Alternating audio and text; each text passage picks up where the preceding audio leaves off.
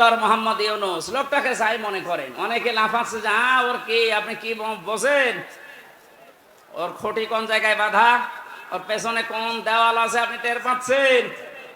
বিভিন্ন ইস্যু তৈরি করে মাঠে ময়দানে নামেন আর বাড়ি ঘেরাও করব, বাড়ি ঘেরাও করব। আরে ভাই ইউনূস কি আপনি এখনো টের পাননি? আমার এই যে মোবাইলটা কালকে আদালত দিয়েছে 3 বছর পরে, এ মোবাইলে যদি কল আসে সর্বোচ্চ তারেক জিয়ার পিএস অপু ভাই থেকে কল আসবে, এর চাইতে উপর থেকে আর আসবে না। উনি আমার সাথে 3 বছর ছেলে ছিল, একটা পরিচয় আছে, তারেক জিয়ার পিএস অপু, নাম শোনেননি? উনি হয়তো কল দিতে পারে, খুব ভালোবাসে আমারে। আর ডাক্তার ইউনূসের মোবাইলে কল আসে একেবারে বারাক ওবামা জো বাইডেন থেকে, শি জিনপিং থেকে। আপনি টের পান? আন্দাজে লাফান। আনসারের নাম নিয়ে লাভ দিয়েছিলেন, পিটিয়ে মানুষ ঘরে ঢুকিয়েছে। ওদের যে চরিত্র দেখবেন কিছুদিন পরে এই রাজবাড়ি গোয়ালন্দ ঘাটের এই বেশ্যাদেরকেও রাস্তায় নামাবে। ওরা এটাই চালাচ্ছে এখন, কিচ্ছু ছিড়তে পারবেন না। আমারে যখন প্রথম সে 11 সালে 10 সালে গ্রেফতার করে, আমি সুদের বিরুদ্ধে কথা বলেছিলাম, তাই মসজিদ থেকে ধরে নিয়ে গেল যে উনি শিবির করে, শিবিরের ক্যাডার, রক কেটে বেড়ায়। আমার ওসি সাহেব নিয়ে গেল, প্রথমে সেই আয়াতটা ধরছে যে কুলিল্লাহুম্মা মালিকাল মুলকি তুতিল মুলকা মান তাশা ওয়া তানজিউল মুলকা মিম্মান তাশা ইলা আখির আয়াত। উনি টেবিলের নিচে এভাবে খাতা রেখে বাংলায় লিখে নিয়েছে, আমারে সামনে বসিয়ে বলছে, হুজুর এই আয়াতটার বাংলা বলেন তো। ঠিক আছে বলছি।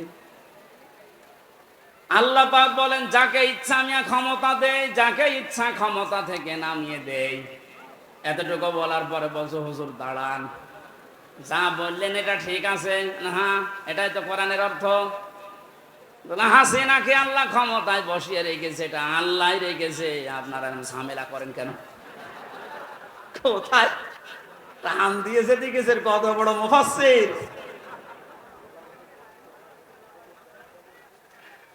সূরা আলে ইমরানের 178 নম্বর আয়াতটা গত কয়েকদিন আগে আমি তাফসীর সব পড়তে গিয়ে দেখি ওই ওসির কথার পুরা উল্টা। আল্লাহ বলেন, কাফের জালেম এদেরকে আমি ক্ষমতার চেয়ারে বসিয়ে রাখি যেন ওদের পাপের মারটা পরিপূর্ণ হয়ে যায়। পাপ যখন একেবারে পরিপূর্ণ হয়ে যায়, তখন আর ভালো হওয়ার নিয়ত থাকলে ওরে আমি আর সুযোগ দেই না, যেমন ফেরাউনকে দেইনি। তখন আমি কি করি? ওদের জন্য যন্ত্রণাদায়ক এবং অপমানজনক একটা শাস্তির ব্যবস্থা করি। আমার মনে হচ্ছে পৃথিবীতে আল্লাহ যদি কিছু নাও দেখায়, ইনুর সাথে যা দেখাইলো আমার জীবন ধন্য হয়ে গেছে। এই শয়তান আমার এমপি থাকাকালীন কুষ্টিয়ায় ঢুকতে দিত না, তো শিবির করে ও ঢুকতে পারবে না। এই যে হানিফ, আমার চাচা, নিজের চাচা আমারে দাওয়াত দিয়েছে খাওয়ার জন্য, যদিও সে আওয়ামী লীগের চেয়ারম্যান। আমি খাবার খেতে গেছি, উপর থেকে ওরে কল দিয়েছে, হামসাকে কেন আনলেন? বলো আমার ভাইয়ের ছেলে ভাতিজা, ওরে ডাক দেবো না। না, আওয়ামী লীগ করলে কোনো শিবির জামাতের লোককে বাড়িতে খাওয়ানো যাবে না। আপনি কোথায় পৌঁছিয়েছিলেন? আপনার এই কারণেই তো আল্লাহ এত নিচে নামিয়েছে। এখন কুষ্টিয়ার বর্তমান যে অবস্থা, কান খাড়া করে শোনেন খুলনার বিভাগের মানুষেরা, কুষ্টিয়া আমাদের শেষ জেলা, এই বিভাগের যা করেছে আমি যতটুকু দেখতে পাচ্ছি এখন কুষ্টিয়ায়, এই যে 2 জনের নাম বললাম, এরা যদি একা একা বের হতে চায়, মানুষ পিটিয়ে মেরে ফেলবে। পুলিশ নিয়ে বের হয়েছিল আদালতে, তাও মানুষ ডিম নিয়েছে, লাথি দিয়েছে। আর একা একা থাকলে মানিকের মতো বিসি কেটে নেবে।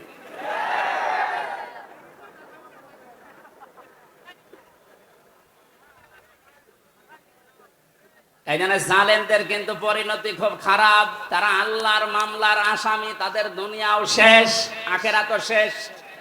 এক কথা বলেন না কেন? দুনিয়া শেষ কেন? আল্লাহু লা ইয়াহদিল কওমাজ জালিমিন, জালেমদেরকে আল্লাহ পথ দেখাচ্ছে না, দেখাবেও না। ইয়াহদি এটা মোজারে, বর্তমান, ভবিষ্যৎ, প্রেজেন্ট, ফিউচার। কোন জালেমকে আল্লাহ হেদায়েত দিচ্ছে না, দেবে না। এই জন্য আমরা যেন জালেম না হয়, নারী হোক আর পুরুষ হোক, কোনো বিষয়ে যেন জুলুম করবেন না। অনেক মহিলা আছে তার স্বামীর উপরে জুলুম করছেন, হ্যাঁ আছে। মেয়েরা মাঝে মাঝে কল দিয়ে বলে, হুজুর পুরুষদের বিরুদ্ধে কিছু বলেন না। না, আপনাদের বিরুদ্ধে বলছি এই কারণে, কারণ আপনার যে স্বামী যত খারাপ হোক, ও কিন্তু ফেরাউনের মতো না। ফেরাউনের জীবনী আমি পড়েছিলাম। এত বড় শয়তান, ভয়ঙ্কর স্বামী পৃথিবীতে কারো ভাগ্যে আসবে কিনা আমি জানি না। নিজের স্ত্রী আসিয়ার হাতের ভেতরে প্রেক লাগিয়েছে, পায়ের ভেতরে শলাকা লাগিয়েছে, মাথার উপরে গরম তেল ঢেলে দিচ্ছে শুধু ইসলামের কারণে। এই কপালের ভেতরে প্রেক দিয়েছে। এ কঠিন অবস্থায় যখন এ শাস্তি চলছিল, আল্লাহ জিবরাইলকে পাঠিয়ে দিলেন, জান্নাতটা মেলে ধরো। হযরতে জিবরাইল এসে যখন জান্নাত দেখালেন, হযরতে আসিয়া ডাক দিয়ে বলেছিলেন, মাবুদ তুমি আমার জন্য জান্নাত পাঠিয়েছো, আমি জান্নাত চাই না, আমি চাই তুমি যেখানে থাকো ওই জায়গায় একটা ঘর আমার জন্য বানিয়ে দাও, যেন সব সময় তোমাকে দেখা যায়। দ্বিতীয় নম্বর, একটু ভালো করে মেয়েরা, এটাই আপনার ওয়াজ। দ্বিতীয় নম্বর তিনি বলেছিলেন, অনাজ্জিনি মিন ফিরআউনা ওয়া আমালিহি ওয়া নাজ্জিনি মিনাল কওমিজ জালিমিন। সূরা তাহরিমের 12 নম্বর আয়াত। হযরতে আসিয়া বলেছিলেন, মাবুদ আমার স্বামী আমার উপর যে অত্যাচার জুলুম করছে, লোকজন দিয়ে নিজেও দেখতেছে, তুমি এই জুলুম অত্যাচার থেকে আমাকে বাঁচাও, কিন্তু আমার স্বামীর উপরে তুমি গজব দিও না। ও বাংলার মা বোনেরা, আমি আপনাদেরকে ভালোবাসি, কারণ যে 4টা কারণ না মানলে মেয়েরা জাহান্নামে যাবে, তার 3 নম্বরে এইটা। স্বামী যাদের আছে, এই মানুষগুলোকে যারা জায়েজ পন্থায় খুশি করতে পারে না, ওই মেয়ে লোক নামাজ রোজা হজ যাকাত করলেও জাহান্নামী। অনেকে এটা হয়তো বোঝেন না, বা বোঝার পরেও না জেনে না বুঝে ভুল করছেন। আপনাকে আমি থামার জন্য বলছি, এই পৃথিবীতে সবচাইতে বড় মেহমান আপনার জন্য আপনার স্বামী। আমি যে উদাহরণ দিলাম, যে এই মহিলার মতো এত বড় ভয়ঙ্কর স্বামী দুনিয়ায় কারণে যশোর, খুলনা, বাগেরহাট, এ সাতক্ষীরা তো নেই। না না, এত বড় খারাপ স্বামী আছে কার? আছে মানে আপনি কি এরকম নাকি?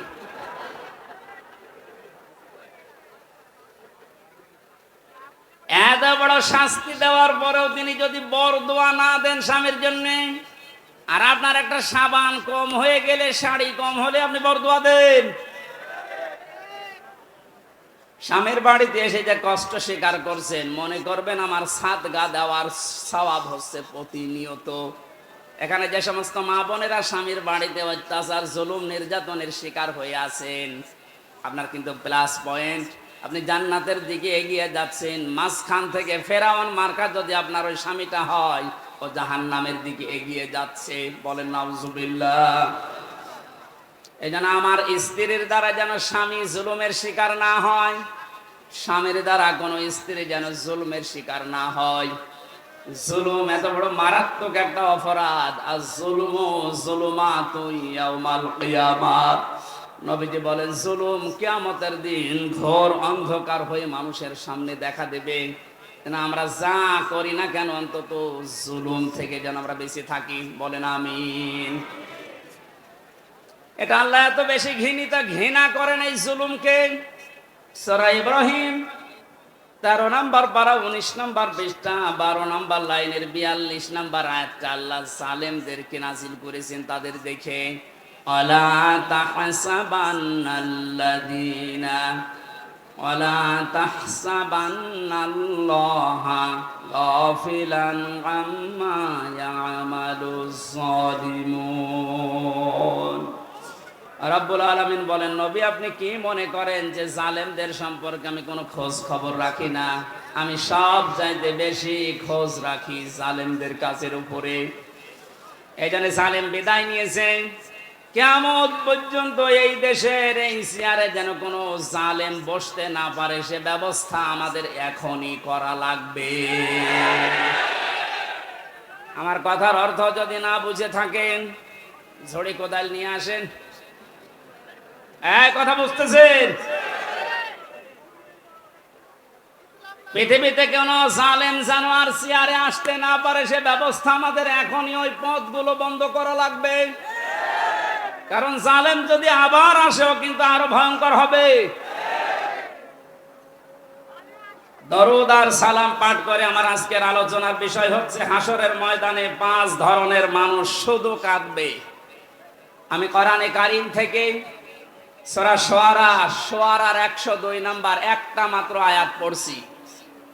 আল্লাহ রাব্বুল আলামিন এই আয়াতে আমাদেরকে আফসোসের কথা জানিয়েছেন। রাব্বুল আলামিন বলেন, ফালাউ আন্না লানা কাররাতান ফানাকুনা মিনাল মুমিনিন। কিয়ামতের ওই কঠিন ময়দানে যখন বিচার আচার শুরু হবে, মানুষ বলবে, আল্লাহ একটু সময় যদি আমাকে দিতে, যদি কিছু সময়ের জন্যও দুনিয়ায় যেতে পারতাম। এই কাররাতান মানে মাররাতান ওয়াহিদা, মানে একবার, একটা বারের জন্য যদি একটু সুযোগ দিতেন, শুধু যেতাম আর ভালো হয়ে যেতাম। মিনাল মুমিনিন, আমি বিশ্বাসী মুমিন হয়ে তারপরে তোমার কাছে আসতাম। আল্লাহ পাক বলেন, না, আজকের এই ময়দানে যত ধরনের যত শ্রেণীর মানুষ এই ময়দানে বসে আছে, দাঁড়িয়ে আছে বিচারের জন্য, 5 প্রকার মানুষের ভেতরে শুধু কাঁদতেই থাকবে, কাঁদতেই থাকবে।